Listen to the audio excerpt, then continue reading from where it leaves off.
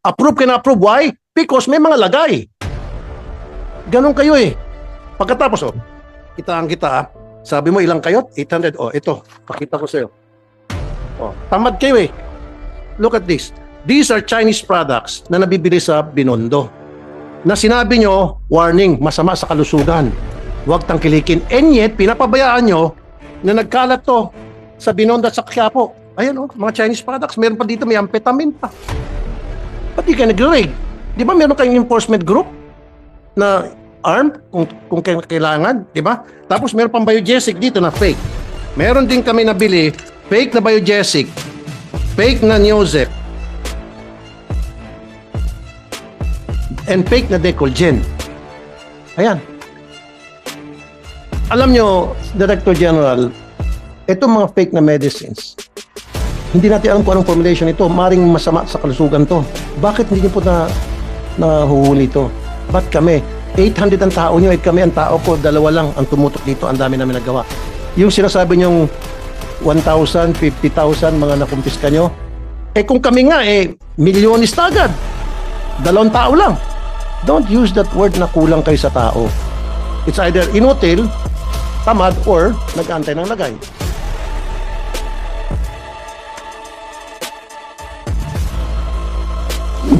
Lagana pa rin ang unregistered, unsafe at fake products. Hindi lang online, kundi pati sa mga pisikal na tindahan. My team visited establishments inspected by the FDA on October 17 and other retail stores. And we were still able to purchase unsafe and unregistered products like Hokkaido slimming pills containing amphetamine na may FDA advisory na since 2013. For more than 10 years, hindi ma-takedown ng FDA itong produkto na may amphetamine. Alam naman natin, yan po isang sangkap sa shabu. Pero na-takedown po ng inyong lingkod sa loob lamang po ng 1 linggo. Ibig sabihin, napaka-inutit po talaga ng FDA. The following are some of the unregistered or unsafe products we were able to purchase. I-display po namin ang produkto. Ayan po, ang display. Mamaya po, pakita ko yung mga produkto na bili namin. There are just some of the unregistered products in the market. Maraming advisory ang ini-issue ng FDA. Pero nasaan ang konkretong aksyon? Wala.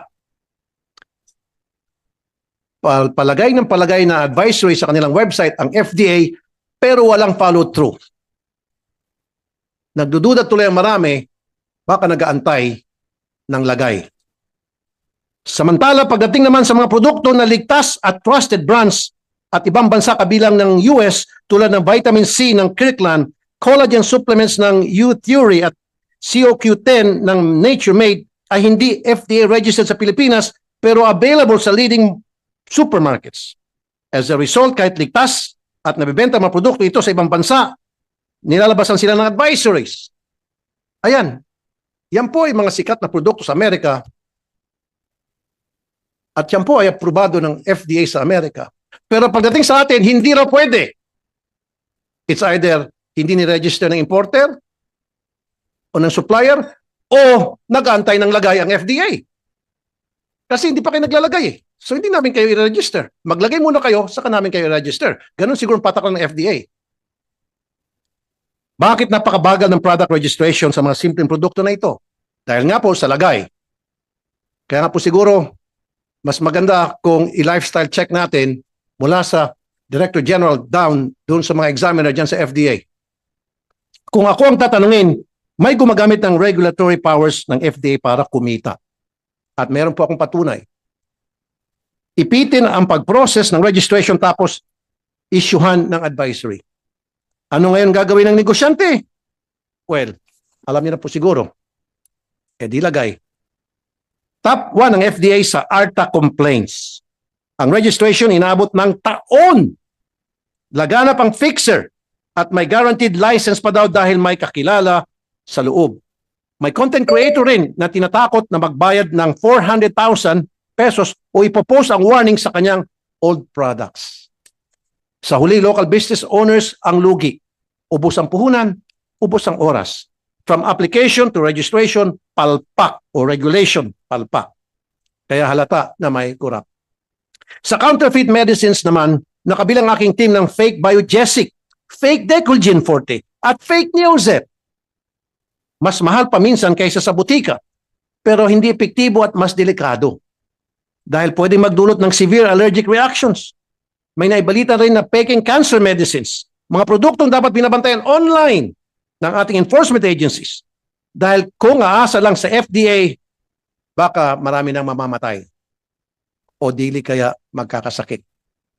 Urgency is a must pagkalusugan ng pinag-usapan. Noong December 12 pa lang na nag-recall ang Nestle ng non-products sa Europe. Dapat nag-test ng FDA ng locally available products. And by January, when the recall was announced in the Philippines, an FDA advisory should have followed immediately. As parents, we were already reporting symptoms. Consumer welfare, especially the safety of babies, is more important than delayed regulatory action. Sa pagdinig na ito, malinaw kung sino ang main character. Ang tanong, bida ba sila sa consumer protection o silang kontrabida sa kalusugan ng bayan? In public health advisories are not enough. Action is the real measure of credibility. With this, Madam Chair, I reserve my questions for later. Senator Yes. Raffy, Thank you, you had Madam a reaction to I was the listening presentation. to his opening statement at natatawa ako kaya nga bumulang ko sa'yo, sabi ko sinungaling. And I can prove that. Sabi niya kukunti lang daw sila but they're doing their best, but their best wasn't good enough. Example, pag mga multinational companies ang nag-a-apply for certificate product registration, ang bilis po ng approval. Pero pag yung mga regular mid-size o maliliit na pharmaceutical companies, ang tagal inaabot ng taon hanggang sa magsasawa na lang po yung nag-a-apply. And I have proof for that. Meron example ko sa iyo, Attorney Teston. Yung strike na mosquito killer. For so many years, tuloy-tuloy lang yung approval niya sa renewal. And then comes 2018 ata yun, if I'm not mistaken. Kasi sila yung produkto na water-based. Kaya kahit na kumakain ka, mag-spray yan, hindi ka malalason. Unlike dun sa isang competitive na kompetensya na produkto. So mag-renew siya, 2018, ayaw na i-renew. Ang dami na pasikot-sikot, samantalang wala namang dinagdag na formulation or binagong formulation. Why? Pumasok kasi yung kakompetensya produkto, yung Baygon, na kaparehong formulation na water-based, kinancel sila, inapruban yung sa Baygon. Ganon silang magtrabaho. At itong kumpanya ito, maliit na company lang.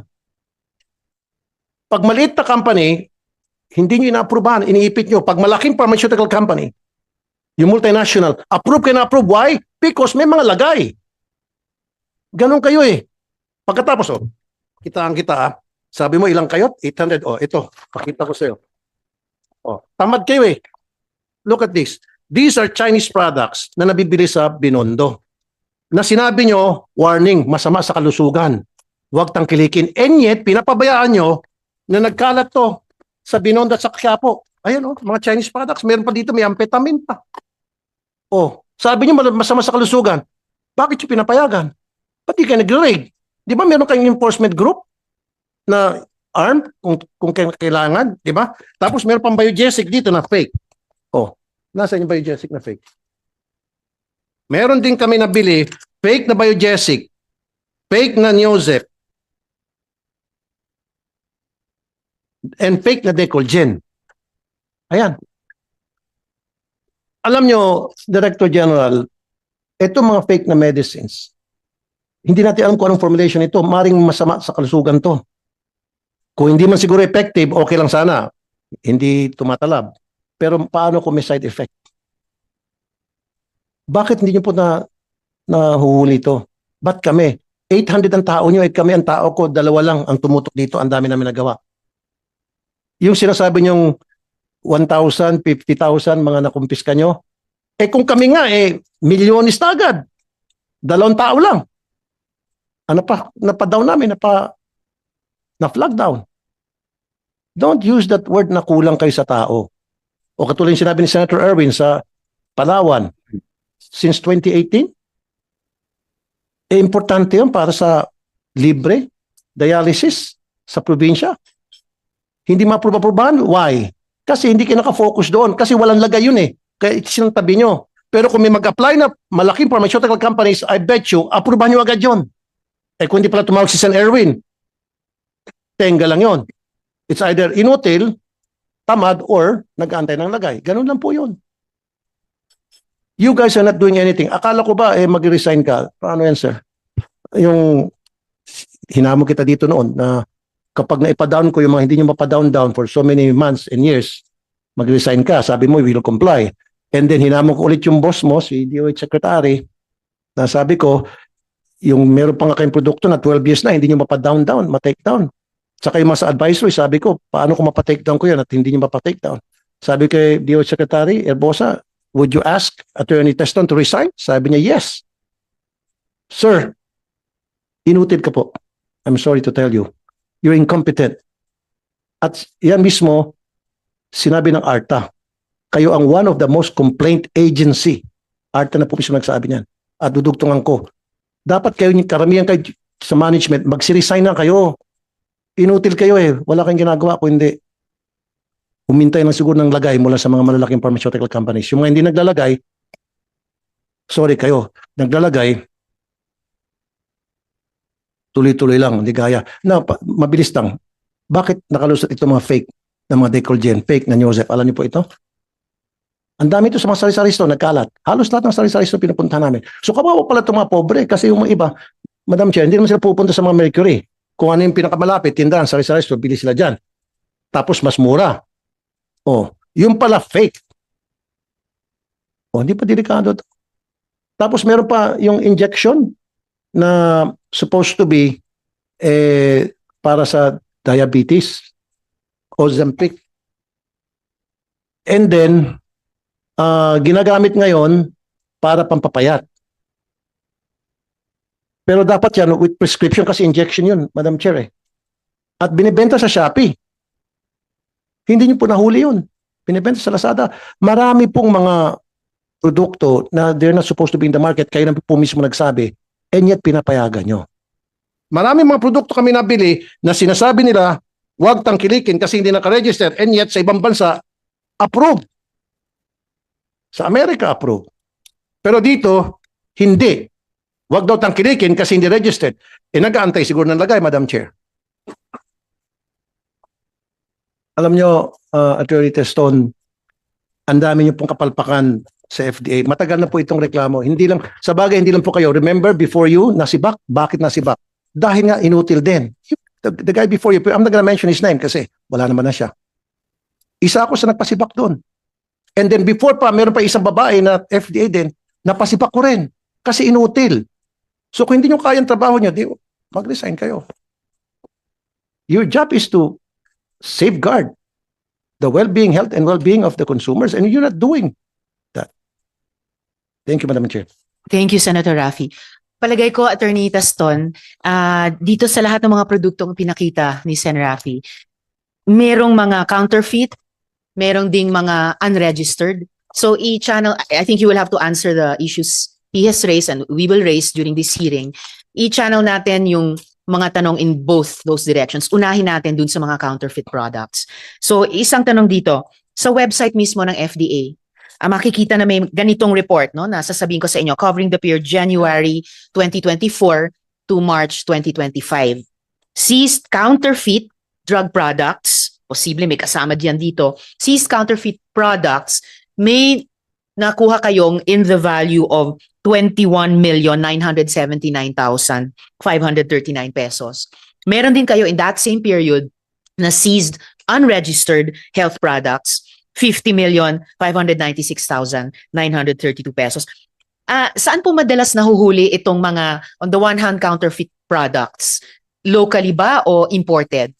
And following on that, I will ask baka si Attorney Ordonia, ano po yung nagiging ugnayan ninyo ng FDA at saka BOC sa pagpigil ng ganitong pagpasok ng mga counterfeit products? Pero una po, usually ba locally o imported yung mga counterfeit products, possibly including some presented earlier? Attorney Taston. Maraming salamat po, Madam Chairperson. Halo po siya ng local at saka imported po. Pero since ang Pilipinas po ay largely importing country, hindi lang po sa pharmaceutical product, pati po sa pagkain, cosmetics, and other health products, marami rin po talagang imported health products po as defined under the charter of the FDA, which is RA 3720 as amended by RA 9711.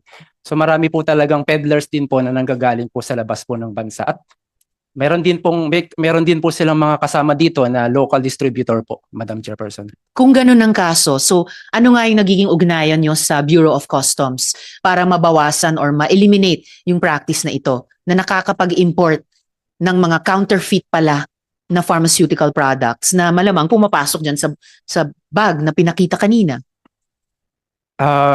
In terms po of border controls po, Madam Chairperson, meron pong in-issue po na, I think, if I'm not mistaken po, memorandum circular way back pa po nung administration ni President Aquino. And na what for- do those circulars mandate you and BOC to do together? Bago po i-release po ng Bureau of Customs sa border po of entry, dapat po kunin nila yung license to operate as importer-distributor. At hindi lang po dapat license to operate, dapat po yung produkto mismo, dapat meron po siyang market authorization o yung tinatawag po natin na Certificate of Product Registration. Pag na-present po ito ng isang importer sa border po natin, it will be enough for purposes of FDA clearance, it will be enough for the Bureau of Customs to release them, provided that they pay the appropriate tariffs, duties, and taxes po, Madam Chairperson. Okay, so matanong ko po si Attorney Ordonia. So sir, pag nakita nyo yung bag na ipinakita kanina, halo-halong mga produkto, malamang yung iba doon ay mga counterfeit pharmaceutical products. Gaano nyo kahigpit o gaano kahigpit na i-enforce ng customs, ng bureau, na bago nyo i-release, mayroong license to operate, may market authorization, may certificate of product registration, ipepresenta sa inyo at kumaga isa-certify nyo sa FDA para mabawasan yung ganitong bag na inilabas kanina na malamang may counterfeit products na kahalo. Attorney. Good morning, Madam Chair. I confirm the statement of the FDA, Madam, and before releasing these items, we see to it that we verify the authenticity of the documents presented. And with respect to counterfeit products, we have this office in the Bureau, specifically the Intellectual Property Rights Division under the Customs Intelligence and Investigation Service. Our office is mainly with respect to the anti-illegal drugs. Yes, ma'am. I'll have follow-up questions about that, but Senator Erwin would like to interject. Yes, Madam Chair, mabilisan lamang po. Tanong ko po dito kay Attorney Teston, meron po bang mga sanksyon, kaparusahan pag nagbenta po isang kumpanya ng unregistered health products? Kasi parang wala because continuous po di po ba? Kung meron po, ang tanong po natin, may napasara na ba o may nakulong na po ba kayo for selling unauthorized food supplements, Attorney? Maraming salamat po, Madam Chairperson, Your Honor. Meron po under Republic Act 9711, which amended RA 3720. Sa makatuwid po, Your Honors, Madam Chairperson, marami pong pending administrative cases sa FDA po. Nung huli po ako nag-check, I think kahapon po yata, nasa 3,000 po yung administrative case sa FDA involving violation of FDA Act of RA 3720 and 9711. Ang penalty po sa administrative cases is between 50,000 to 500,000 pesos po. Pero patungkol po doon sa may criminal cases po, ang criminal cases po kasi kadalasan po ginagawa po namin jointly with the law enforcement officers. Andyan po ang NBI, andyan po ang PNP. Kung meron pong operation, alam naman po natin na ang nagpa-file po ng kaso is yung kadalasan po LEAs o kung may complainant man, pina-file po siya sa may piskalya and then nililitigate po siya sa korte. Ang tanong ko, Attorney, lagi natin naririnig, may batas, may ganito. Yes. Napakababa naman palang penalty kahit sino kayang bayaran yan. May nakulong na ho ba kayo? May na-prosecute na po ba? May nakulong para nasampula, napasara? Parang wala pa po ako naririnig. Madam Chairperson, Wala. The answer is wala. I can attest to that. Wala. Salamat, Attorney and Senator Raffy. Sino yung nire-refer nyo na para sagutin yung tanong ni Senator Erwin at mag-comment dun sa comment ni Senator Raffy? Madam Sino po ba? Chairperson, Attorney nandito po Teston. yung Deputy Director General ng Field Regulatory Operations Office who can answer Attorney the question po. Tabakin. Yes po. Tabakin, sir. Attorney Tabakin, sir. So, please address the questions of Senators Erwin and Raffy. Good morning, Madam Senator and Mr. Pero before that, pwede maka-interject, Madam Chair? With With the indulgence of Senator Yeah, Erwin, quickly, Senator Raffy. related sa Related po, before Kasi ang Attorney Tabakin. pinapasa ni Attorney Teston sa NBI, sa PNP, hindi niyo responsibility, BOC. Kayo, kasi kayo yung FDA, kayo nagsasabi na illegal ito, mali itong gamot na ito, hindi ito dapat na nasa market. Kayo dapat ang tumututok sa kaso. So ang tanong talaga ni Sen. Erwin, meron na bang nakulong? Yun pakisagot. So, Attorney Tabakin, please. Based on available records, Your Honor, meron na hong mga nakasuhan at meron na hong yung nakulong po kasi wala.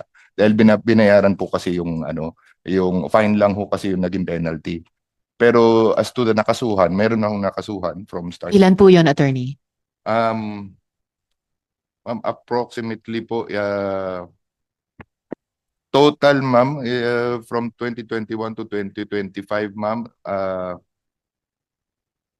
100, ma'am, sorry, I wasn't able to capture the total, but from 2021, there were 193 reports, 2022, 357, 2023, 148, 2024, 105, and 2025, 169.